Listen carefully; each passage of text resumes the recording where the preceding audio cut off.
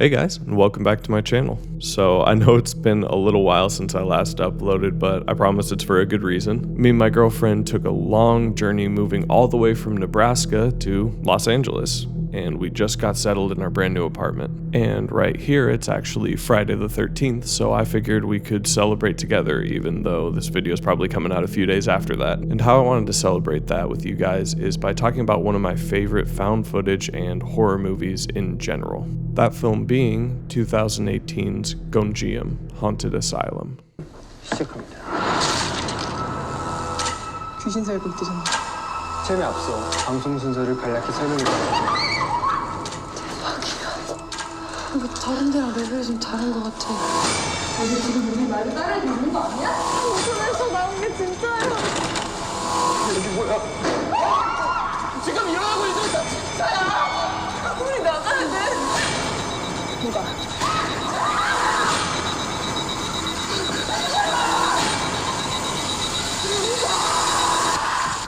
대장, 어딨어?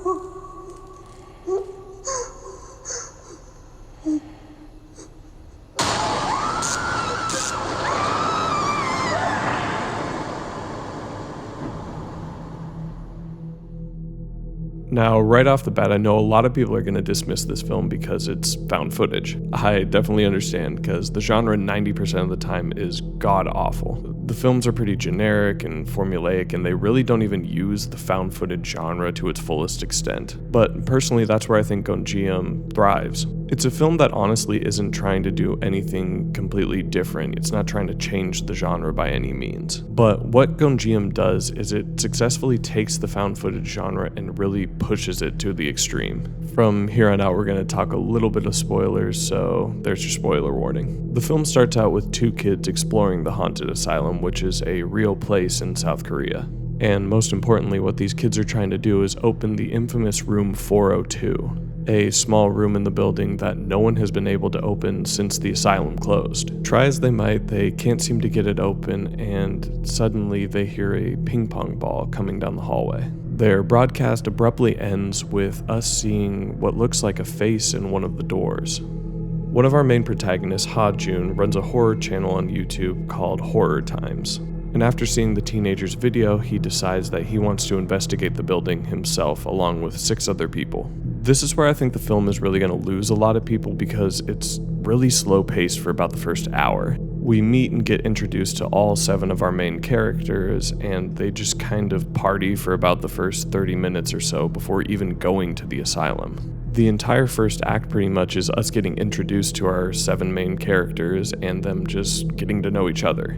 It's pretty lighthearted and upbeat, but I think it really sets a tone that's definitely going to be switched later on in the movie. The characters eventually make their way to Gonjiam and start setting up their base camp in the middle of the woods. And as a marker for them to get back to base camp, they hang up this pair of underwear they find on the ground. Again, the tone is really just cheery and kind of goofy at first.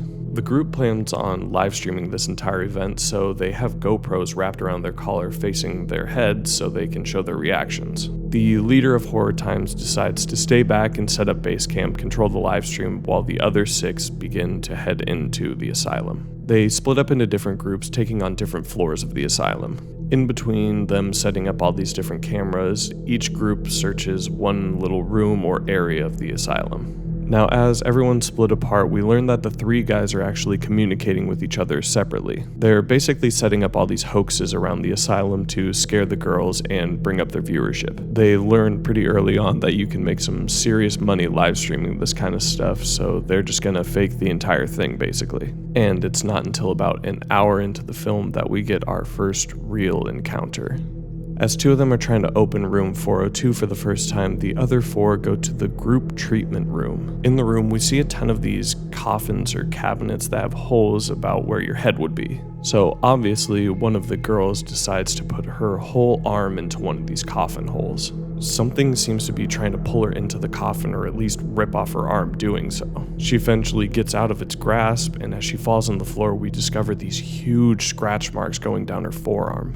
Everyone in the room is just completely shocked, and the two girls just immediately leave and try and get out of here. However, the head honcho at base camp tells the two guys to stay and keep exploring the asylum, and doesn't inform the other two people trying to open room 402. From here on out, it's really hard to describe the dread and terror this movie gives, but it's just a complete 180 flip from the tone we established earlier. And all the comedy and fun, happy-go-lucky stuff is completely gone. The girls run out into the forest, and we have this kind of Blair Witch situation where they just get completely lost and seemingly go in a circle. The only indication being that piece of underwear that they hung up on the tree earlier. As that's happening, the two guys stuck in the asylum are both knocked unconscious in two separate rooms now. And unfortunately, the two trying to open room 402 are completely oblivious to what's going on. The two girls, in a total panic in the woods, are just absolutely freaking out until one of them stops doing so. She's just standing there, and the other girl has no idea what's going on. This is where we get the first payoff to those GoPros, and honestly, probably one of the scariest scenes I've ever seen. After that, this girl just bolts into the forest and eventually finds the tent. She rips it open and discovers she's teleported back into the asylum, specifically room 402. And the film just takes its time building this dread as she sees her friend who's possessed standing in the corner. However, she's not alone in the room anymore. Now there's this broken, naked man also in the room, just standing there doing nothing. The girl notices a door to her far right, and she tries to shimmy over and open the door.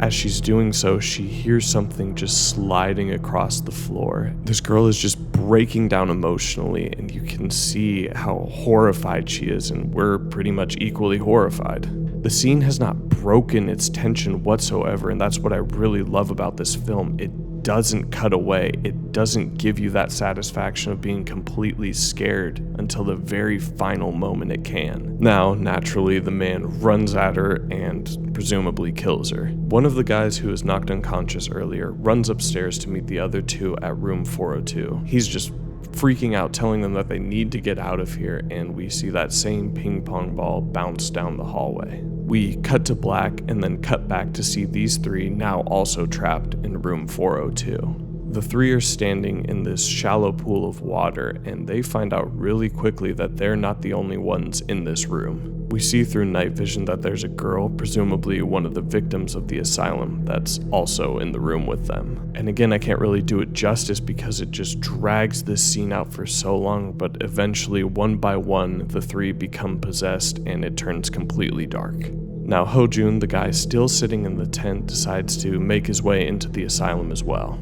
And in another terrifying encounter, he gets strangled to death by the same girl who's killed the rest of his group. The last group member in the asylum finds himself tied to a wheelchair and gets dragged into room 402, his fate completely unknown to us. The epilogue, I suppose, of the film shows the live stream being completely shut down at the point where they admit it's a hoax. Everyone in the comments section is making fun of him, saying how lame this was, and the movie just ends. But I really can't stress enough how absolutely terrifying I find the last 30 minutes of this film. For the first hour, it's so lighthearted, and then it just completely switches tone. And once they start an actual scare, they don't cut it off, they don't cut that tension until the very last second. They pull it out as long as they possibly can, and they show you everything. They're also really creative with how they use the found footage genre, especially with the little GoPros. I don't know, if this sounds interesting to you, I definitely recommend checking this out because it's really one of my favorite modern horror films. It may not do anything completely original story-wise, but how it utilizes found footage and really builds tension is truly masterful and unique. So yeah, I'll get back to the disturbing films in the next video, but this is just something I wanted to talk about, and it was Friday the 13th, so I just wanted to share it with you guys. I hope you enjoyed the video, and always leave some recommendations down below. I love hearing what you guys want me to watch, and yeah, I'll see you guys in the next video.